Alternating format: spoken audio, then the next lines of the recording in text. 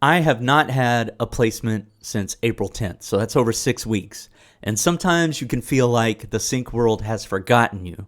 So this video is all about when you go through those times, when you go through those quiet times and you think that your process and your music is failing.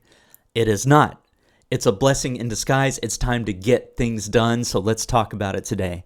If you don't know me, my name is Jason Dowdy, Jason Dowdy Music.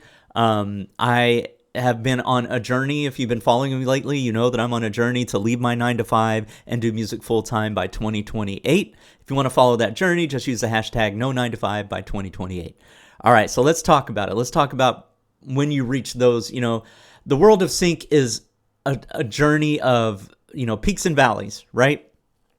Sometimes those peaks come in and you get elated, but then it could be, in this case, it's 6 weeks. It could be 8 weeks. It could be, 3 months. Who knows how long it could be, but you're definitely going to hit those valleys where you're just not getting any placements and you're not seeing things come in until you've really built a lot of relationships and built up your catalog, right? And then you might see more of a steady flow, but it's still going to be peaks and valleys no matter what, right? So what do you do when that happens? Sync is a lagging indicator. What does that mean exactly? So what I'm saying is the work you're doing today is not going to show up as rewards for months, sometimes years, sometimes many years. Some of the recent placements that I've gotten are from tracks I created 3 or 4 years ago, right? So it's all the work that you're doing today. Think of it as you're planting your garden, right? And I've used this analogy before, but the bamboo analogy.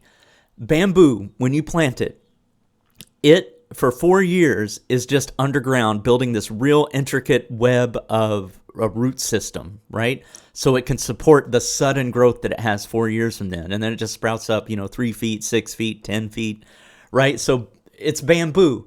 All the work you're doing now is planting the seed and growing your root system. You're growing your catalog. You're growing intellectual property that you'll be able to cash on in later. So keep that in mind as you go through this.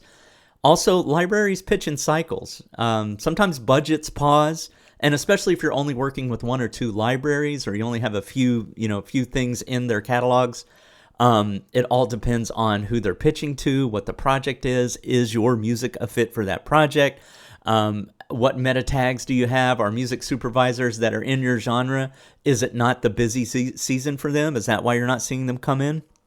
Also, it could just have to do with when they get their cue sheets in, right? So your your performing rights organization like ASCAP, CSAC, BMI, SOCAN, whatever you're a part of, they will get a cue sheet from the TV company, the producer, right?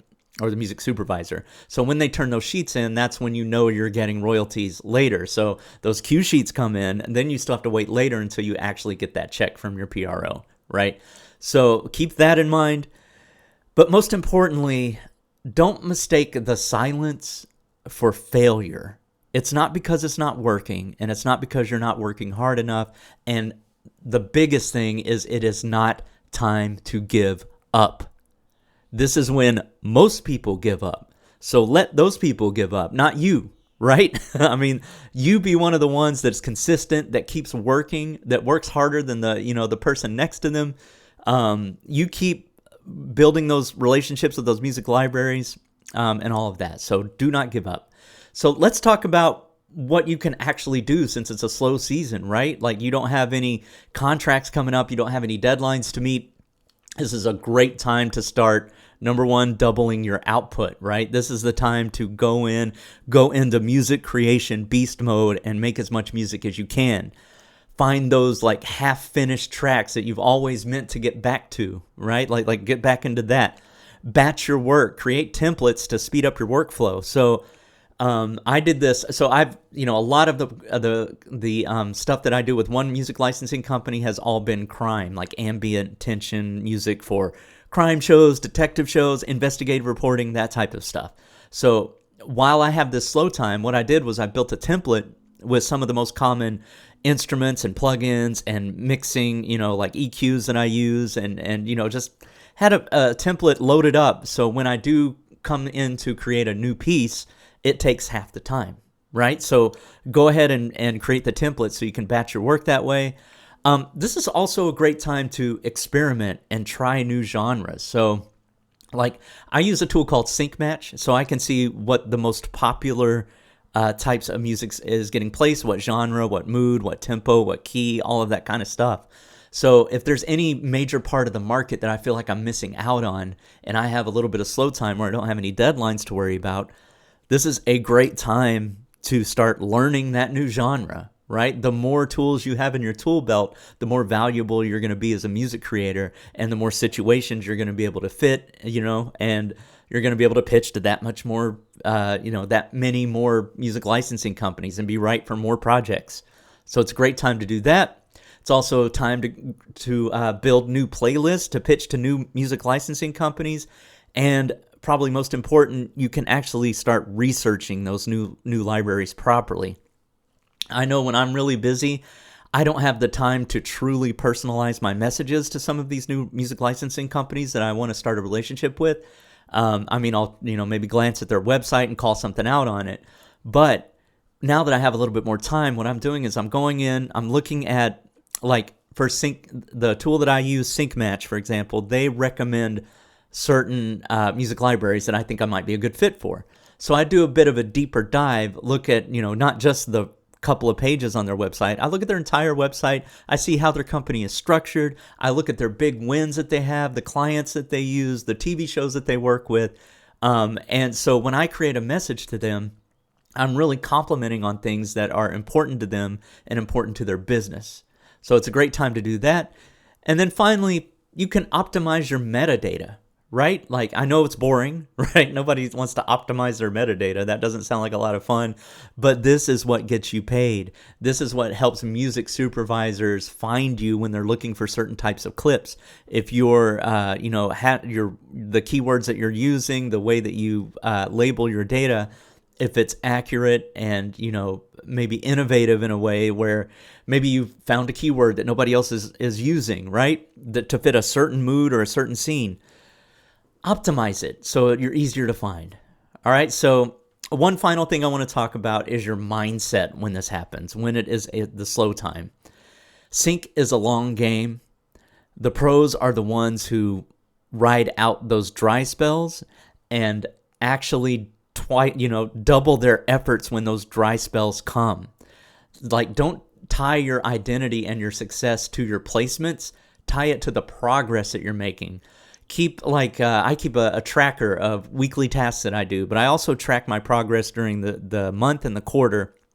So I count, like, how many emails that I've sent to new music libraries. I count the number of pieces of music that I created, which one of those are landing in libraries. I also track, money made and things like that. So track your progress, track everything that you're doing, and be proud of that, because it's your consistency that's going to be your advantage later. All right. And then finally, I keep saying finally, like I'm done talking, but finally, build for the future. So when the emails do start coming, ask yourself, am I ready? Like, if a new music library, reaches out to you and says, hey, we want to commission you to do this type of album, and we're going to give you upfront sync fees, and we want it done, but in this amount of time, are you going to be ready? Right? Did you build the templates that you needed to? Did you learn that new genre? Did you make that new relationship? Opportunities reward preparation, not panic. So stockpile your best music now. You will thank yourself later.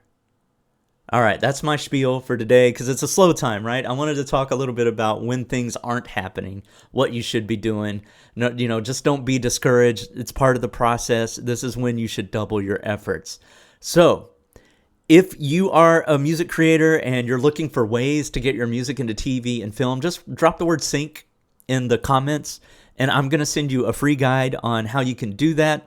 It'll also link to a group that I'm a part of. It's called the Sync Producer Hub. It's run by Anthony Clint Jr., who has had lots of success in this industry. I mean, me so far, I've had 86 placements. I've been on shows like Dateline NBC, The Today Show, and Top Chef VIP, just to name a few. But if you want to know how I was able to get my start in sync placements, and you want to follow my journey and all that kind of stuff, just write sync in the comments. I'll send you that guide, but also you can join our group, the Sync Producer Hub. So it's full of courses on how you can get started. It has a community of people that are killing it in sync that you can directly ask questions to and see how they're doing it. It's more than just like a community and courses, though. It's an entire program. So, if you're interested in that, write sync in the comments. I'll send you a guide and all of that. And if you want weekly sync leads, feedback, coaching, all of that, you can join the Sync Producer Hub. So I hope this has been helpful. If you want to know more about my journey and sync and stuff like that, just hit subscribe on the button there in YouTube. If you're watching this on another channel, well, subscribe to Facebook or whatever you're seeing this on. All right, cool. I'll see you in the next one.